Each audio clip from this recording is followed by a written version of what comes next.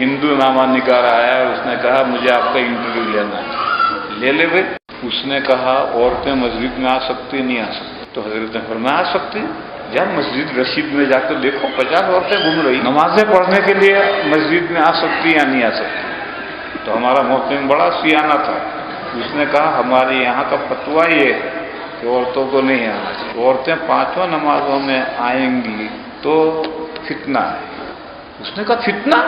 ہم تو مسجدوں کو امن کی جگہ سمجھتے ہیں اور آپ کہہ رہے ہیں کہ مسجد میں آئیں گی تو فتنہ؟ تو محترم صاحب نے کہا فتنہ مسجد میں نہیں ہے، ہماری 3 نمازیں اندھیرے میں آتی ہیں، مغرب میں نماز پڑھ کر لوٹتے ہیں تو اندھیرا ہو گیا، عشاء میں آنا جانا اندھیرے میں ہے، فجر میں جب آئے گی تو اندھیرے میں آئے گی، اور ہر عورت کو کوئی نہ کوئی مرد لانے والا اویلیبل ہو یہ بھی ضروری نہیں، اور ہر عورت کا گھر مسجد سے قریب ہو یہ بھی ضروری نہیں۔ اگر کوئی عورت حافظ قرآن ہو اور وہ اپنے گھر میں عورتوں کی امامت کرنا چاہے تو کر سکتی ہے، نہیں کر سکتی، مکروہ ہے۔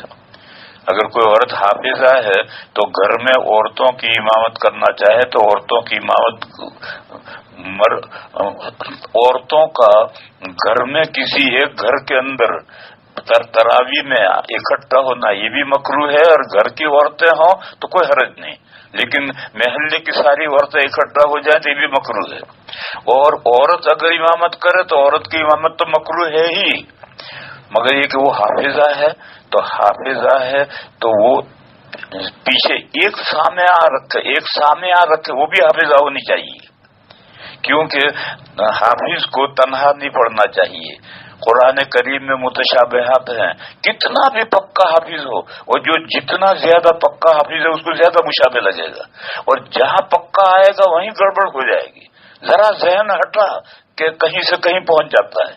اس لیے پیچھے پکا سامع چاہیے، پکے سامع کے بغیر حافظ کو امامت نہیں کرنی چاہیے۔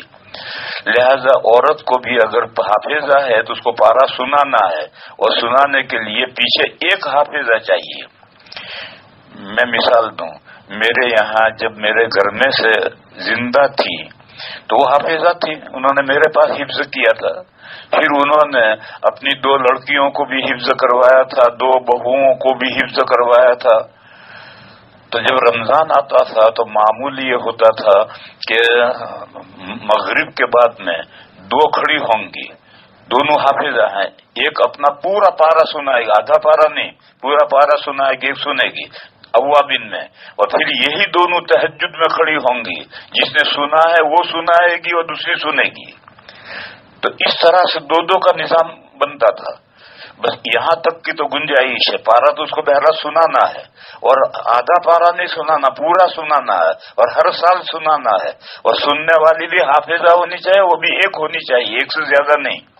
اچھا، ایک سے زیادہ اگر 2 حافظہ ہیں، سامعہ ہیں، کمزور ہیں سننے میں تو کوئی حرج نہیں، لیکن جو غیر حافظ ہیں وہ اپنی تنہا نماز تراویح کی پڑھیں گے، حافظہ کے پیچھے نہیں پڑھیں گے۔